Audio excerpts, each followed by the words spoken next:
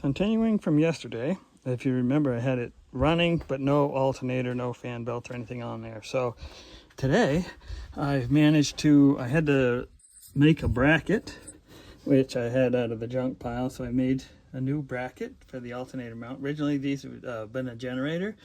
I'm thinking this is a 54, so it's probably originally a 6-volt system. But now we've got a 12-volt alternator on here. We have the fan belt on and mounted, and I had to replace a couple bolts on the water pump to get my brackets in.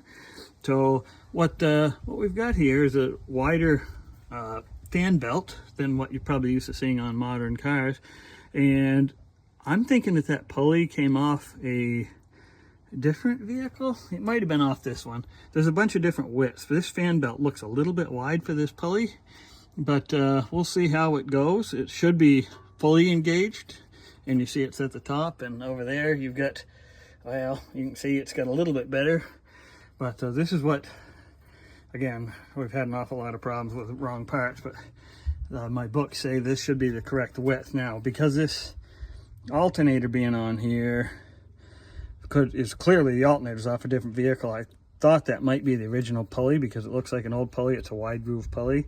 So we'll see. I think it'll probably work, and it may wear in a little bit, so we may have to do some adjustment, but I got everything kind of working here. And so that would be the next step, would be probably radiator. Although if I was really on my game, I would probably take care of wiring first, but wiring is less exciting.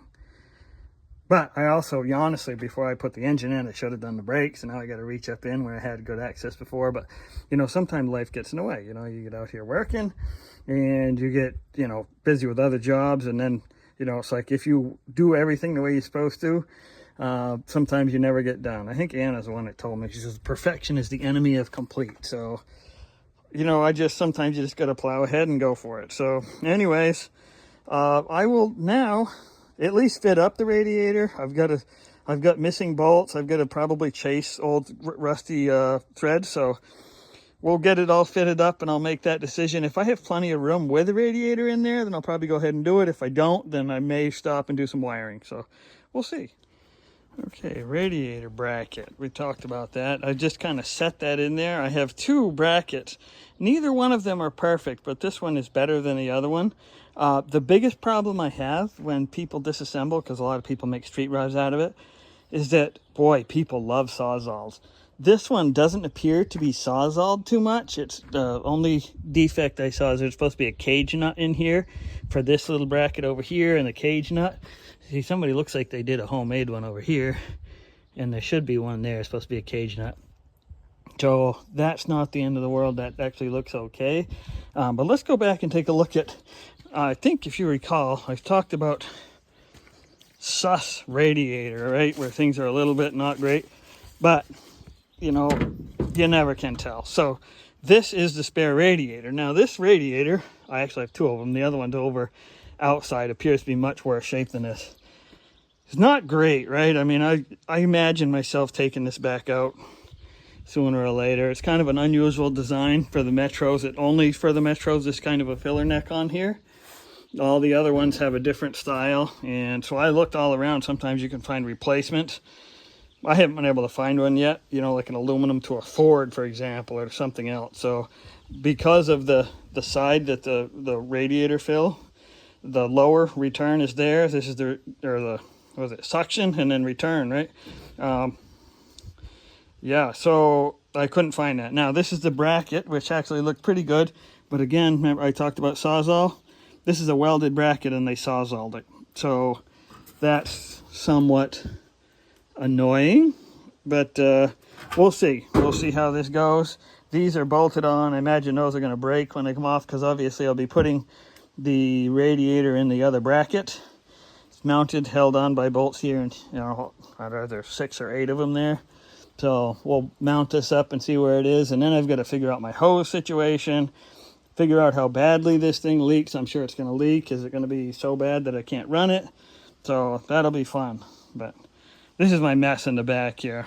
You see I got brand new tires for this. You can actually run radial tires. These are radials I got for this, 16-inch radials. Even though they're well, like they're not truly split rims, but lock ring rims. Because you can get tubes to run with radial tires. There's radial tubes. So, but that's a different story. Right now we're trying to focus on radiator, and this is what we're going to be doing next. All right, so I have the radiator installed now. It's all in there. This is that other, the bracket that was, the other one was cut. This one's not cut. It's all there. We have carriage bolts that hold it in. I got new pads for the bottom. I've actually added radiator juice to this already. And you know what I don't see? Leaks. This ancient thing's all, what is it, verdigris or whatever, with the, how old it is. I thought for sure this thing would leak like a sieve, but it's there. I got the side bolts in. I was able to reuse one of the cage nuts that I snagged out. The other one I didn't, and I ended up, I just got a nut behind there. It'll be a challenge if I have to take this out again, but I'll get it. If I got it in, I'll get it out.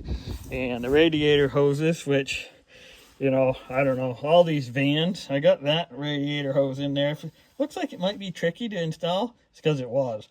I basically got to reach in through here with my fingers and try to get all the screws and everything, and that wasn't fun at all. But it's there, and radiator's full.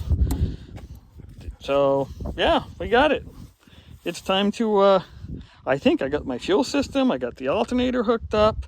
I did, oh, I forgot, I didn't show you the wiring. I'll show you, I did a little bit of wiring in order to be a little bit more reliable for key start. And what I've done is this is the temperature.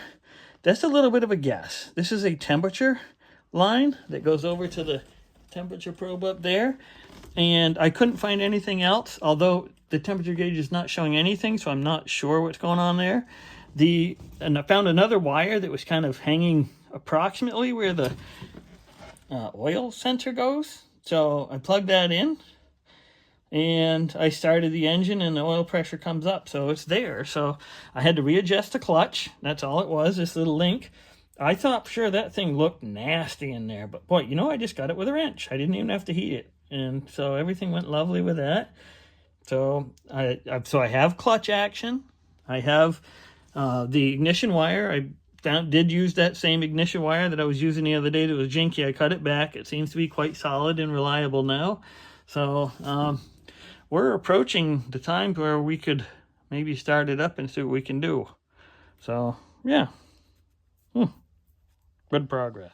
All right, here we are with the Lord Tennyson, and we may or may not be able to demonstrate that we have made an advance. Can't do anything like that. Okay, so I still have my fake battery, which is set up here. Oh, all right. So let's go see what we can do.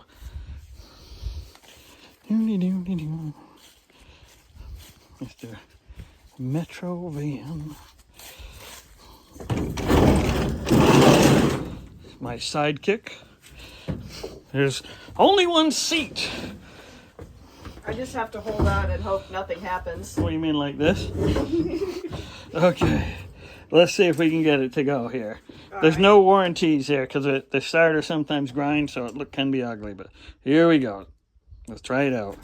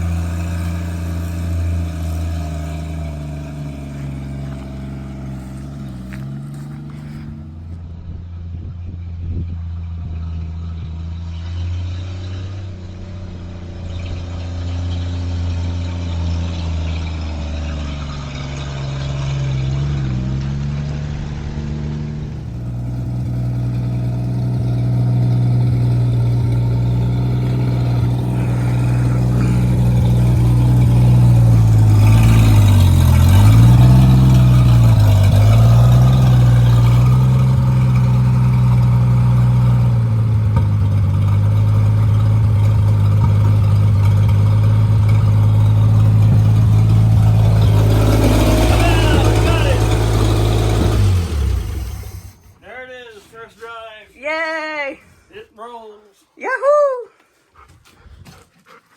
A significant improvement to what was there before. Yes. Before it was dead. Now it's alive.